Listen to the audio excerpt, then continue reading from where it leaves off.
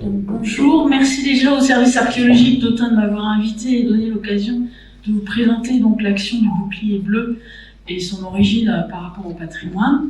Je ne sais pas quelles sont vos connaissances en droit international humanitaire et si vous connaissez le bouclier bleu déjà. Donc, est-ce que quelqu'un connaît? Manifestement, il n'y a pas beaucoup. Donc, mais ça, c'est pas tellement surprenant, c'est pas très connu.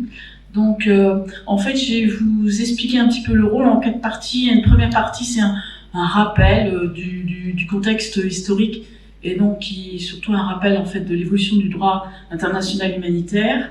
Après, le Blue Shield International, donc la structure internationale du bouclier bleu, le bouclier bleu France, et ensuite la section Bourgogne-Franche-Comté qui est toute fraîche, qui a été créée il y a à peu près 1 an parce que c'était une des rares régions de France qu'on ne couvrait pas. Et c'est dommage vu le patrimoine existant.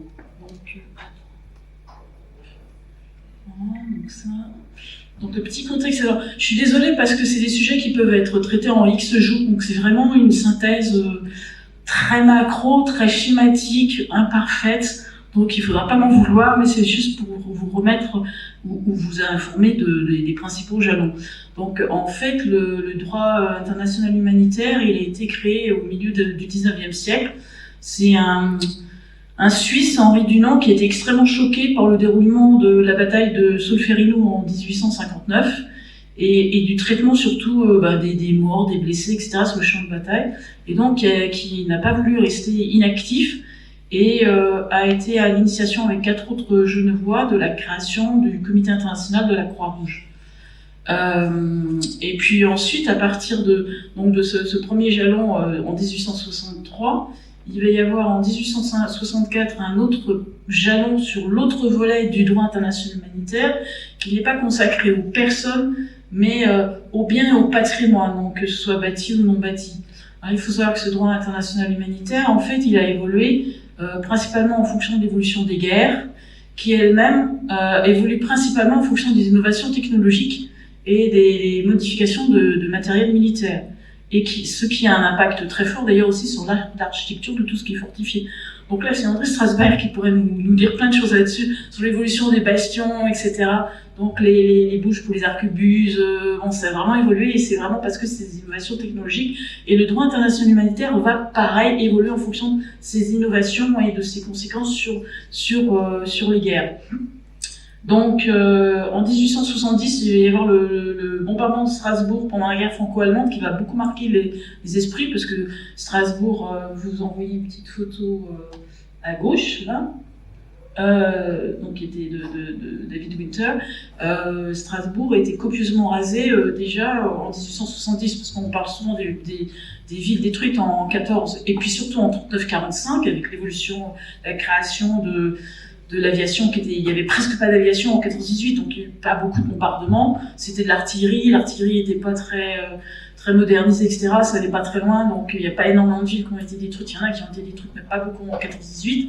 Par contre, en 39-45, avec l'avènement de l'aviation qui était très compétitif, il y a énormément de villes qui ont été détruites, et donc ça a amené une évolution du droit international humanitaire, tant pour le sort des belligérants, donc des êtres humains, et les civils aussi, que pour le patrimoine. Voilà, donc le premier vrai projet, c'est de 1874, après, donc en 14, le bombardement de Reims, il y a eu la cathédrale de Reims qui a été copieusement bombardée, qui a été incendiée, elle a reçu plus de 300 obus, donc c'est quand même pas mal, elle n'a pas pu résister très longtemps malheureusement. En 1935, on a eu le premier vrai pacte traitant d'instruments multilatéraux, donc international, interétatique, traitant de la protection du patrimoine en cas de conflit armé. Nicolas Roerich, c'était un peintre russe en fait, qui a fini ses jours en Inde, qui est très pro-paix, etc. Donc c'est pour ça qu'il a voulu protéger entre autres le patrimoine en temps de conflit armé, et donc qui a impulsé cette création du pacte Roerich de 1935. Un autre bombardement qui a fortement frappé, c'est celui de Dresde par les Alliés en 1945, parce que Dresde, donc il y a une photo en bas, a quasiment été détruit, mais c'est pareil, il y a des villes comme Le Havre, enfin en France, toutes les villes portuaires forcément ont été bombardées tant par les Allemands que par les Alliés, hein. Donc les deux se sont copieusement détruits. Parce que ils voulaient supprimer tout ce qui était armement, base sous-marine de Toulon et de Brest. Le Havre, c'était un port aussi, c'était complètement rasé. Enfin bon, il y a énormément de Beauvais. Beauvais, il y a 62 bâtiments historiques sur 80 qui ont été détruits pendant la Seconde Guerre mondiale. Donc ça fait réfléchir beaucoup sur la protection tant des êtres humains que du patrimoine, et d'où la création de la Convention de Genève en 1954, qui dit bon, il faut arrêter de détruire un petit peu tout, on va essayer de normaliser, de mettre en place dans les manuels militaires, etc., un droit qui interdit, qui protège l'autre. Donc, par cette convention de La Haye, il y a eu un site distinctif qui a été créé, qui est celui-ci. Pour ça, j'ai mis mon t-shirt, un petit polo. Donc, le bouclier bleu, qui est l'équivalent, en fin de compte, du symbole de la Croix-Rouge, du croissant rouge, et qui dit, bon, croissant rouge, c'est des ambulances, donc faites attention, protégez. C'est pas forcément respecté maintenant, ça c'est une autre problématique. Et le bouclier bleu, c'était exactement le pendant du croissant rouge ou de la croix rouge pour tout ce qui était patrimoine. Donc le principe, c'était de dire à partir du moment où c'est un bien monument historique, valeur du patrimoine, l'humanité, etc., c'est reconnu par tout le monde, donc on appose un symbole et puis il va être protégé. En fait, on s'est rendu compte, principalement pendant les guerres des Balkans, qu'à partir du moment où il y avait un insigne du bouclier bleu, c'était plutôt la première chose qu'on allait bombarder, puisque les nouvelles modalités de guerre, c'est surtout des atteintes à la culture. Bon, il y a les guerres de l'eau, ça c'est une autre problématique, mais il y a surtout une atteinte à la culture, donc le viol de tous les biens culturels, les musées, les églises, etc. Ça s'est beaucoup pratiqué pendant les guerres des Balkans, donc avec beaucoup de destruction. Celle qu'on voit le plus souvent, c'est la destruction du centre-ville de Dubrovnik, et aussi la bataille du pont de Mostar, donc en 90-93. Ça a beaucoup frappé, et ça a dit, mais la convention de 1954, en fait, elle est très bien, mais c'est pas pour ça qu'elle est respectée, et c'est pas suffisant. Donc, il existait ce qu'on appelle une protection spéciale, mais à part le Vatican, il y avait presque personne qui l'utilisait, et les rares qui l'utilisaient après la guerre des Balkans, ils avaient supprimé ces indications parce que ça incitait plutôt à les bombarder et à les détruire. Donc, il y a eu un autre protocole en 1999 qui a cherché à mieux protéger, qui a créé ce qu'on appelle la renforçation protégée, qui est pas mal utilisée maintenant dans les pays qui sont du style Syrie, Libye, Liban, etc. Ils commencent à utiliser plus, eux, l'emblème du bouclier bleu pour dire attention, on est vraiment patrimoine de l'humanité, style Palmyre en Syrie qui a bien été détruit, pour essayer de mieux protéger ces sites. Donc je suis désolée de vous parler un peu de conflit armé qui est loin de l'archéologie, mais ça permet de resituer comment est arrivé le bouclier bleu. Donc en fait, le bouclier bleu, dans le cadre de la Convention de La Haye, a été créé en 1996 pour justement devenir une structure pendant de la Croix-Rouge qui œuvrait pour protéger le patrimoine. Malheureusement, c'est pas que en conflit armé, hein. En France, c'est plutôt des inondations, des incendies, des choses comme ça. Mais à l'origine, c'est vraiment pour les conflits armés. Donc il y a quelque chose qui était intéressant, qui a été un commentaire par Willem en 1955, donc le responsable du Comité international de Croix-Rouge, c'est de dire à l'avenir, la Croix-Rouge ne devrait plus être seule dans sa campagne contre les méthodes de guerre aveugles. En tout état de cause, elle devrait pouvoir compter parmi ses alliés les plus fidèles, tous ceux qui ont œuvré à l'établissement de la Convention pour la protection des biens culturels et tous ceux qui la considèrent comme une acquisition précieuse. Puissent tous les efforts poursuivis, tant sous la Croix-Rouge que sous le bouclier bleu et blanc, être soutenus mutuellement afin que le but visé puisse être plus facilement atteint. Donc c'est vraiment ça, on veut protéger les êtres humains, on veut aussi protéger le patrimoine de l'humanité, et donc ce qui est bâtiment. Donc il y a plusieurs structures, donc ce bouclier, il y a un secrétariat international qui a été créé donc en 1996. Ce sont que des bénévoles, c'est une vocation plutôt étatique quelque part, mais en fait ce sont que des bénévoles. À l'heure actuelle, le président est anglais, c'est Peter Stone, et qui sont dans une université. Et donc, en fait, le secrétaire international, c'est des universitaires, concrètement, qui le gèrent. Et c'est comme ça qu'ils arrivent à y consacrer un petit peu plus de temps que si c'était des bénévoles lambda, on va dire. L'objectif, c'est totalement impartial, on est neutre, on intervient sur n'importe quel territoire, n'importe quelle couleur politique, n'importe quelle religion, n'importe quelle ethnie, c'est pas le sujet. Le principe, c'est vraiment de préserver le patrimoine de l'humanité, et c'est ça qui nous intéresse. Et donc, de permettre aux gens qui sont sur place d'avoir une résilience, parce que si on leur protège le patrimoine, ça les renforce quand même, parce que c'est vrai que si on détruit vos châteaux, etc., ça vous marque, même si c'est pas votre propriété, vous allez être marqué. Donc, si on la protège, vous allez quand même avoir un sentiment vous êtes plus fort, concrètement. Voilà, donc ce bouclier bleu international, après, il s'est décliné en comités nationaux, pardon, et donc le nom d'origine, l'International Committee of Blue Shield, donc qui était renommé donc Blue Shield International en 2018, il vient vraiment du symbole de la Convention de Genève. C'est pour ça que ça s'appelle comme ça. Donc les missions de bouclier bleu international, c'est vraiment de promouvoir la Convention de la Haye, c'est-à-dire qu'on est censé faire du lobbying pour sensibiliser un maximum de gens, que ce soit des professionnels, des militaires, des civils. C'est vraiment de faire passer le message en disant attention, le patrimoine c'est un bien commun, ça appartient pas seulement aux propriétaires et il faut le détruire. Donc c'est valable pour les vestiges archéologiques, pour les bâtiments modernes, c'est valable pour tout ce qui peut avoir une valeur pour nos descendants en fin de compte, et pour les personnes, voilà. Et pardon. Donc c'est œuvrer la protection des biens culturels et de l'humanité, c'est pour occuper la protection du patrimoine culturel, naturel, matériel et immatériel, en cas de conflit armé ou de catastrophe d'origine naturelle ou humaine. Donc ça c'est vraiment important, c'est pas que pour les guerres, heureusement, on peut espérer, moi je suis réserviste dans la marine, on peut espérer qu'il y aura le moins de guerres possible, mais c'est pas tout à fait ce qui se passe à l'heure actuelle. Donc ce que je disais en termes d'éthique, ça c'est valable pour toutes les structures boucliers bleus dans le monde entier, c'est vraiment neutralité, on n'a pas d'idées préconçues. Notre problème c'est pas de dire vous avez raison, par raison, bombarder, machin truc, non, c'est pas du tout ça. Donc l'indépendance, parce qu'on n'appartient pas à un État ni rien du tout, c'est par contre l'avantage d'être des ONG, on est tous des bénévoles, donc on n'a pas à répondre à quelqu'un, que ce soit, on fait ce qu'on considère être dans le sens de la Convention de la Haye, et donc de vraiment respecter les prévenants, donc la partialité, l'action conjointe, parce qu'en fait on travaille toujours avec les gens du terrain, donc soit ça peut être des associations locales, soit en France c'est beaucoup les sapeurs-pompiers, ça peut être quand on est sur des terrains conflits armés, donc style le Liban, des choses comme ça, ça va être la FINUL, donc c'est des soldats.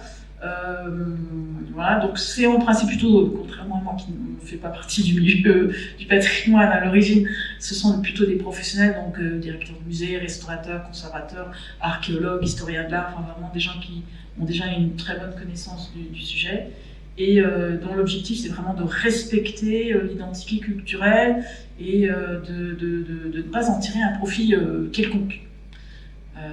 Voilà, donc les axes d'activité du Blue Shield International, c'est de coordonner bien sûr les comités nationaux, donc il y en a 35 aujourd'hui, il y en a une petite dizaine qui sont en cours de construction, donc entre autres en Roumanie, donc il y a pas mal de réflexions, c'est pas toujours évident. Par exemple, j'ai discuté, j'étais à Bruxelles il y a 3 jours, j'ai discuté avec un Finlandais qui était le trésorier du Blue Shield International, et je dis alors, bouclier bleu Finlande, il dit ah mais non on peut pas parce que les couleurs, c'est bête, rappellent les couleurs de l'OTAN.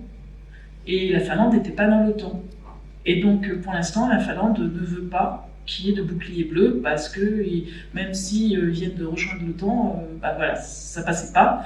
Donc, ce qui fait que ce Finlandais, en fait, il s'était rattaché directement au Blue Shield International. Ou alors, moi, j'ai dit, si tu veux, viens en Bourgogne, hein, il n'y a pas de souci. Voilà. Mais bon, donc il y a des pays où, idéologiquement, ça passe pas, alors qu'on est totalement neutre et indépendant. Deuxième chose, c'est le renforcement des capacités d'éducation et des formations, donc à l'appui des zones d'activité du bouclier bleu. Ça veut dire que c'est vraiment de former et d'informer tout le monde sur qu'est-ce que vous devez faire, parce que en fait, le patrimoine, malheureusement, c'est transformé en base militaire en cas de conflit. La Convention de la Haye autorise à ce qu'il soit détruit. Bon. Donc il y a beaucoup de sensibilisation à faire du grand public aussi, parce qu'on fait des mémoires des sinistres, c'est-à-dire on a une base, alors c'est un peu différent en fonction des pays, mais au niveau international, en France, nous on répertorie en fait l'intégralité des sinistres dont on a la connaissance, ce qui permet ensuite derrière, quand on sait qu'il y a beaucoup d'incendies dans tel type de structure ou dans telle localité, beaucoup d'inondations ou autres, d'anticiper un petit peu et d'essayer de plus former, de sensibiliser dans ces parties pour pouvoir œuvrer de manière constructive. Blue Shield, eux, ils ont aussi la responsabilité de tout ce qui est conformité légale, politique et mise en œuvre parce qu'ils sont reconnus comme organismes consultatifs de la Convention de l'Haye. Ce que nous, comités nationaux, nous ne faisons pas parce que c'est vraiment Blue Shield International qui fait ça au niveau juridique. Et puis également tout ce qui est protection proactive, préparation au risque, donc ça fait partie aussi de la formation. Pour tout ce qui est risque d'inondation, de crue, des choses comme ça, il y a des volets que vous pouvez mettre, enfin, toute une série de matériel que vous pouvez utiliser fixe ou temporaire pour protéger.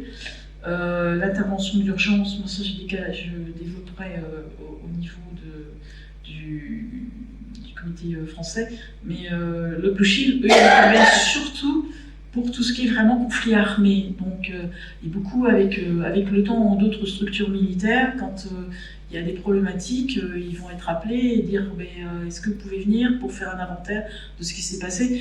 Alors, par exemple, il y a un comité du bouclier bleu au Liban, mais quand il y a eu l'explosion à Beyrouth, etc., ils étaient un peu démunis, ils n'étaient pas très nombreux, donc ils ont fait appel au bouclier bleu international pour qu'ils interviennent. Le bouclier bleu France, lui, il est intervenu à Cologne, parce qu'il y avait des archives départementales de Cologne qui s'étaient effondrées. Et bien c'est pareil, il y avait un bouclier bleu allemand, mais ils n'étaient pas assez nombreux, donc ils ont fait appel à d'autres boucliers bleus. Donc il y a des gens de Belgique et d'Allemagne qui sont arrivés. Ça, c'est l'intervention d'urgence. Pour tout ce qui est stabilisation, relèvement post-catastrophe, activité de soutien à long terme, c'est plutôt la préconisation des conseils, mais c'est aussi tout ce qui est lutte contre le trafic illicite d'œuvres d'art. Donc qui est énorme. Je travaille dans une banque, le trafic d'œuvres d'art, ça devient plus lucratif que le trafic de drogue quasiment, et que le trafic d'armes, donc c'est vraiment important, c'est à savoir. Donc là, je vous en ai déjà parlé, les actions, ils sont instances, le Blue Shield est instance consultative donc pour la mise en œuvre de la Convention de l'Haye, partenaire officiel de l'OTAN, mais les couleurs c'était avant l'OTAN, c'est pas pour ça que c'était choisi. Donc dans les zones en pays de conflit, protection active, voilà, et puis donc le lutte contre le pâtillage. Alors les membres du Blue Shield, ça s'est fait un petit peu il y a 4 membres fondateurs, ça s'est fait dans tous les comités nationaux, ils sont toujours de droit au conseil d'administration et membres fondateurs. C'est l'ICOM, donc c'est l'organisme international pour les musées, l'ICOMOS c'est pour les monuments et sites, l'ICLA c'est pour les librairies, donc les bibliothèques, et l'ICA, c'est pour les archives.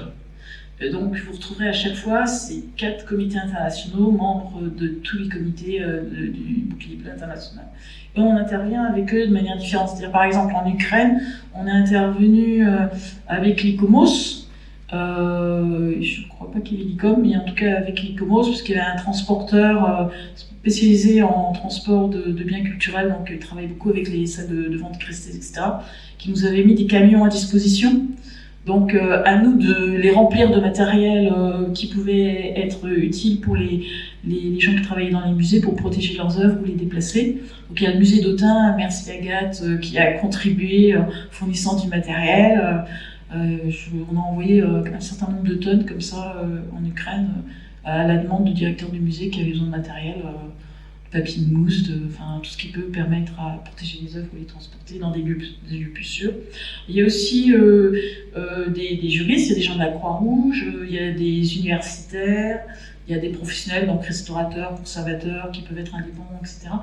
Il peut y avoir des militaires. En France, on en a très peu. On a quelques-uns de la DELPAT. La DELPAT, c'est les délégations du patrimoine de l'armée de terre. Parce qu'en fait, c'est l'armée de terre qui gère toutes les bases de défense, donc entre autres les citadelles Vauban, Lille et autres. Et donc, c'est eux qui ont une spécialité. Alors, la spécificité en France des militaires, il y en a beaucoup qui ont une double formation. Donc, les gens qui travaillent à la DELPAT, c'est des militaires, d'accord, mais avant, c'est d'abord des conservateurs, des architectes. Donc des gens qui ont fait soit avant, soit en parallèle des études d'archéologie, mais qui sont liées au patrimoine. Donc je ne sais pas comment c'est dans les autres.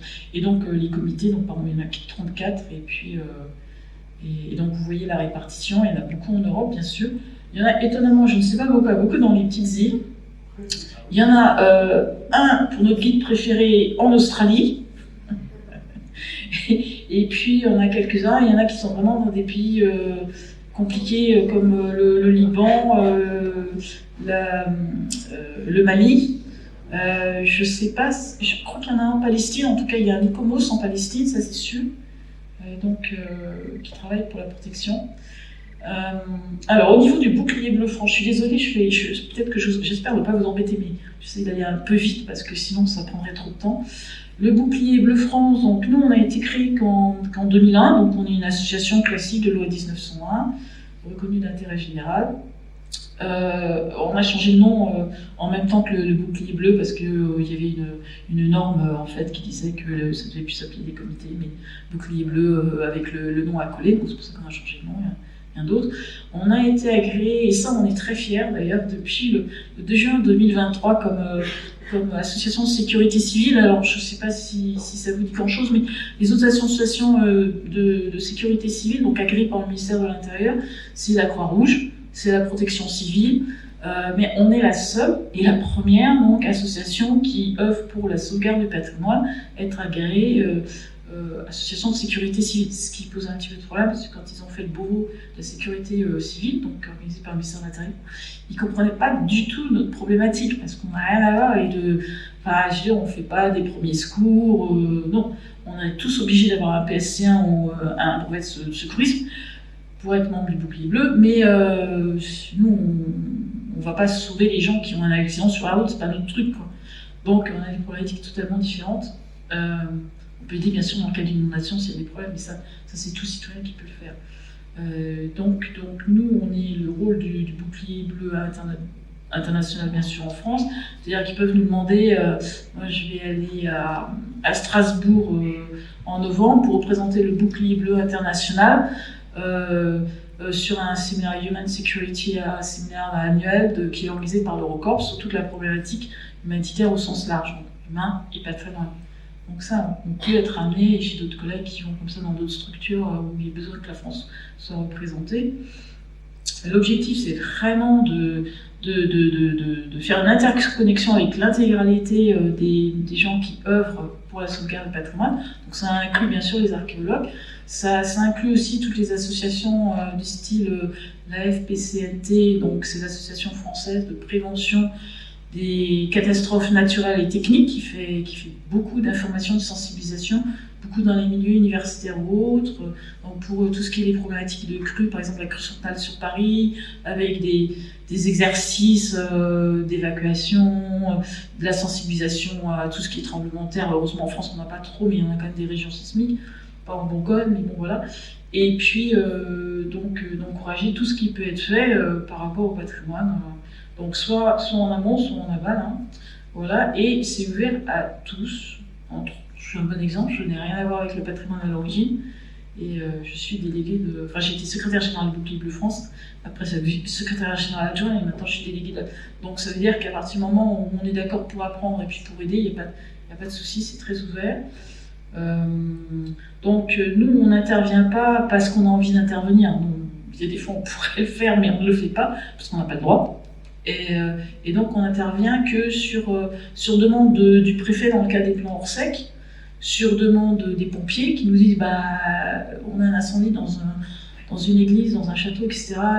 Il y a des patrimoines mobiliers, il y a des choses qu'on ne sait pas faire. Est-ce que vous pouvez venir? Alors soit on vient en physique, soit on fait simplement un conseil au téléphone en explicitant comment manipuler les œuvres, qu'est-ce qu'il faut faire, comment il faut faire sécher, enfin toute une série de conseils voilà. Où on peut être aussi sollicité par directeur du musée directement, ce qui a été fait par exemple à Mayotte. Mayotte, on n'a pas été, on s'est un peu posé de problèmes des fois un peu diplomatiques entre guillemets. C'est pas la DRAC qui nous a saisis, là c'est directement le directeur du musée de Mayotte qui avait été copieusement endommagé pendant le dernier cyclone, qui nous a appelé et qui nous a dit est-ce que vous pouvez venir nous aider?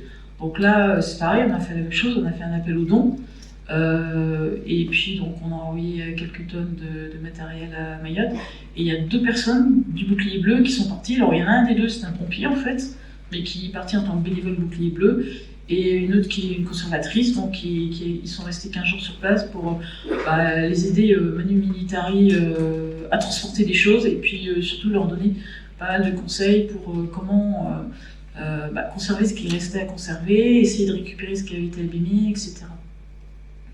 Bon, on a aussi un partenariat donc, avec la Croix-Rouge française, avec la protection civile des départements 60 et 81.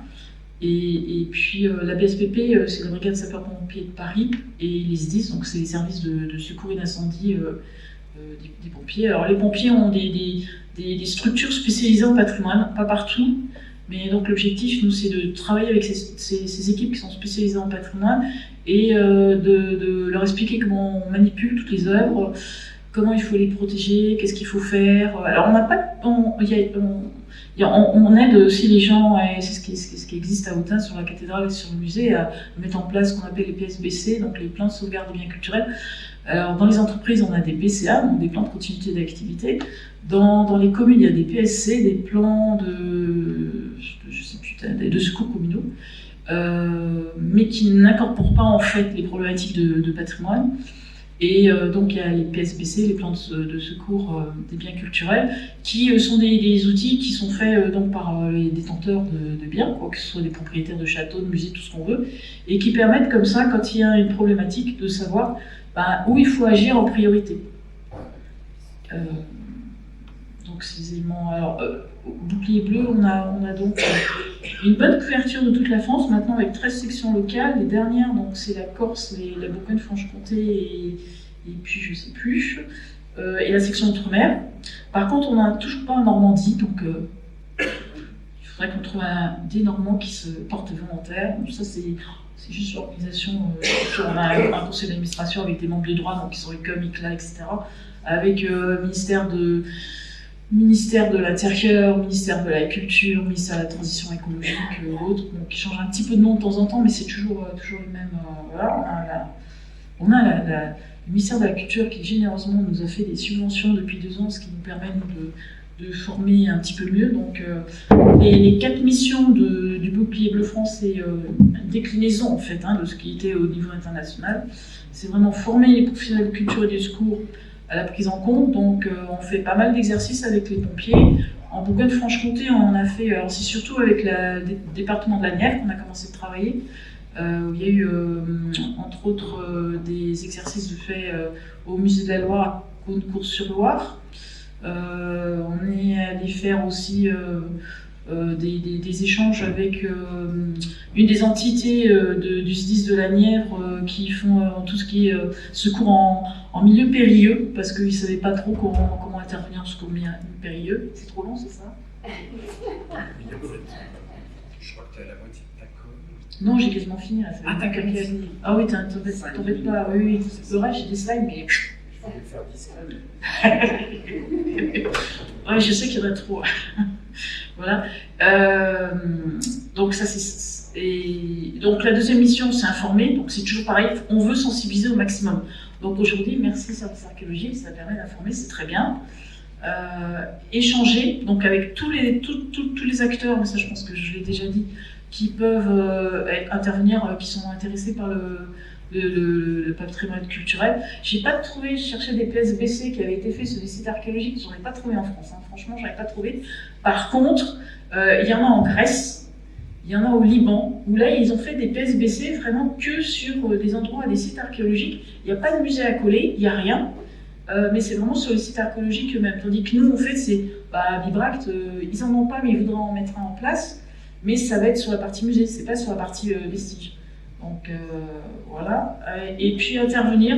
Donc depuis qu'on a l'agrément, on peut beaucoup plus facilement nous intervenir en France parce que on est vraiment officialisé. Donc on a notre petite tenue avec le bouclier bleu, on a tous les éléments indicatifs. On a aussi, enfin je l'ai là, mais j'ai une petite carte d'identité qui permet de savoir si on a vraiment le droit d'intervenir. Et c'est pas tous les membres du bouclier bleu qui ont le droit d'intervenir en fait. On fait des formations. Donc, de responsables opérationnels d'Europe, on est une trentaine à ce jour. On a commencé depuis pas très longtemps, donc on n'est pas très nombreux. Et puis, alors nous, l'Europe, on est formés à la Protec du Gard. et puis du Tarn, pardon. Et puis les équipiers, donc il y a une 60aine de personnes qui sont ceux qui vont vraiment aller sur le terrain, sont formés avec les pompiers, donc à la brigade sapeurs-pompiers de Paris au jour d'aujourd'hui. Donc on est déjà une centaine opérationnelle en fin de compte pour pouvoir intervenir sur tout le territoire. Donc ça, c'est toute une série d'autres types de formations. On fait des formations dans les musées, dans les bibliothèques, un petit peu partout. Il y a des structures qui nous demandent d'intervenir ou pas. Sinon, on fait de la sensibilisation au grand public. Donc, par exemple, avec ce truc qui s'appelle Plouf, donc, ce qui est organisé à Paris, à la Villette, où là, c'est vraiment très très grand public, beaucoup de scolaires. Mais sinon, on a toute une documentation aussi. Il faut aller voir sur le site du Bouclier Bleu, où on a plein de documentation. Il y a entre autres un très bon document qui a été fait pour l'élaboration des plans de secours des biens culturels par le CR2MF, donc le Centre de restauration des monuments de France, et qui est au musée du Louvre. Et donc, c'est à disposition de tout le monde. On a fait un petit truc comme ça, d'ailleurs, sur le patrimoine familial, en se disant ça peut être intéressant pour tout le monde, à des vieilles archives, des choses comme ça. On ne sait pas comment les sauver. Et donc, il y a une petite fiche comme ça sur le site qui vous permet d'avoir déjà quelques réflexes et quelques idées pour sauvegarder vos biens familiaux qui sont également aussi importants. Donc, on peut participer aux journées européennes. Enfin bon, on fait pas mal de choses. On a fait un petit film aussi, pied d'œuvre, qui permet de visualiser. On participe à des colloques ou autres. Toujours à la même veine, on échange beaucoup avec le monde associatif. On a déjà des échanges aussi avec les demeures historiques, parce qu'il y a quand même énormément de châteaux. Je crois en Saône-et-Loire, il y en a 1100 si on compte. C'est le stade du centre de castellologie, donc Bourgogne, à le CECAB. Alors de la pierre à des beaux châteaux, mais il y en a quand même énormément. Et puis aussi favoriser, puisque les PSBC ne sont pas obligatoires légalement, donc sensibiliser les structures étatiques aussi qui donnent des fonds entre guillemets pour aider les gens à préserver leur patrimoine et anticiper. Alors en intervention, je vous en ai déjà parlé, donc on a fait, la France, on a participé à la sauvegarde donc, au niveau de Cologne, quand il y avait l'effondrement des archives. En fait, il y avait un tunnel qui était construit en dessous des archives et tout l'immeuble de 4 étages, donc c'est les photos de droite là, a été démoli, donc c'était assez catastrophique. On a intervenu pour le tremblement de terre à Haïti en 2010. On est intervenu donc en Ukraine, je vous en ai parlé. Après en France, on intervient très très régulièrement, alors soit simplement en conseil téléphonique, soit sur place quand il y a des incendies d'église. Beaucoup d'incendies d'église, énormément, de plus en plus malheureusement. Aussi quand l'école française d'Extrême-Orient, ils avaient eu une inondation dans leur bibliothèque. Donc là, on était intervenus parce qu'il y avait des tonnes de documents à ouvrir, à faire sécher avec des papiers carbone, des trucs comme ça. Donc c'était assez compliqué. Le Mayotte, je vous en ai parlé aussi. Après, donc, en niveau intervenir, donc on a mis en place une réserve opérationnelle dans le cadre d'un service de réponse à l'urgence. Donc c'est pareil, je vous ai déjà parlé des effectifs. Donc on fait du conseil expertise, renfort capacitaire. Et beaucoup, c'est surtout on nous appelle en nous disant écoutez, moi j'ai un problème, on a eu un incendie, donc une inondation, tremblement de terre, c'est rare, mais une petite mini tornade, parce qu'il commence à y avoir des problèmes. Il y en a eu à Marseille il n'y a pas très longtemps, par exemple, qui a posé toutes sortes de problématiques. Est-ce que vous pouvez nous aider? On intervient plus au téléphone que sur place, sincèrement, parce que souvent les gens, ils ont juste besoin de conseils.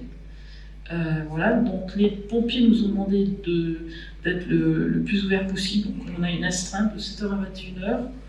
Donc vous pouvez appeler en permanence. Il y a 3 personnes qui sont d'astreinte en permanence. Et puis, donc ça, c'est des exemples des formations qu'on a pu lieu. Là, c'est moi derrière. On était au musée de la Libération, donc aux Invalides à Paris, et puis donc ça c'était le stand en fait d'inventaire, parce qu'il y a les pompiers qui sortent, et puis nous il faut qu'on marque tout ce qui était sorti, etc. Et après on trie si c'est mouillé, incendié, sec, en bon état, enfin, etc. Donc on ventile, enfin bon, il y a pas mal de choses à faire. Ça c'est un exemple d'exercice de nuit donc, qui avait lieu au château de Chantilly, mais c'est des berces en fait, c'est-à-dire qu'on a du matériel dans des berces, des gros camions qui sont chez les pompiers. On a donc un certain nombre de partenariats avec des SDIS et on leur laisse du matériel, ce qui fait que comme ça, ils ont le droit d'utiliser même sans nous. Mais comme ça, s'ils nous appellent, bah, on a déjà tout le matériel avec les pompiers qui permet d'intervenir en urgence. Voilà. Et alors Bourgogne-Franche-Comté, alors on est tout neuf, donc on n'a pas fait grand-chose pour l'instant. C'est créé en septembre 2024 et la région est quand même grande. Donc je suis déléguée, j'ai une déléguée adjointe, mais qui a été mutée à Marseille, donc elle fait encore plus de téléphone. et puis, donc moi, mon objectif, c'est d'avoir des références sur tous les départements. Donc pour l'instant, on en a donc Nièvre, Saône-et-Loire, Côte-d'Or, Haute-Saône, Doubs. Jura, il y a quelqu'un qui s'est manifesté, il faut que je la contacte. Et puis par contre, donc territoire de Belfort-et-Yonne, s'il y a des archéologues qui ont envie d'être référents du bouclier bleu, c'est bienvenu avec plaisir. Voilà, des exemples d'actions, et je finirai là-dessus. C'est constitution du cadre des risques de la région BFC. Alors, en fait, ça c'est assez rapide, avec des risques d'incendie, d'inondation, et puis c'est les cartes, l'hygiène fait des cartes très bien là-dessus, donc c'est déjà fait. Par contre, donc, nous, on voudrait vraiment bien identifier les endroits où on peut stocker du matériel. Donc ça, il y a quelqu'un qui s'est manifesté il y a 2 jours et qui est volontaire pour me chercher ça dans le département du Doubs, donc ça c'est très bien. Et puis, la sensibilisation, c'est pour ça que j'ai mis le petit truc, la journée d'archéologie, hein, c'est ça, c'est vraiment la sensibilisation. Les exemples, donc l'exercice de l'évacuation qui a été fait avec le SDIS de la Nièvre au musée de Cours-sur-Loire. Voilà, et puis voilà. Donc, pourquoi nous rejoindre? Donc, c'est se former, s'engager, soutenir, partager nos compétences. Donc, toutes les bonnes volontés. On n'impose rien, comme on sait qu'on est tous bénévoles, on prend ce que les gens peuvent nous donner concrètement. Voilà. Et merci de votre attention.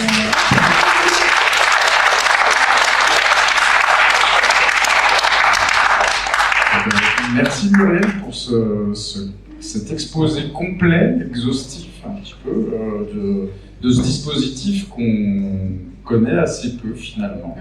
Donc merci beaucoup. Comme on a un petit peu dépassé en fait l'horaire, peut-être que s'il y a des questions, en fait, on peut les gens peuvent peut-être voir directement avec toi pendant la pause méridienne ou en début d'après-midi. Et puis, je sais pas, je vais peut-être passer. De toute façon, oui. J'ai amené quelques petits leaflets. Ah bah voilà. Comme ça, ça fera l'anti-sèche c'est très bien. Et puis je sais pas, t'as peut-être quelques infos à donner en fait. Non, donc voilà pour la matinée. On se retrouve à 14h.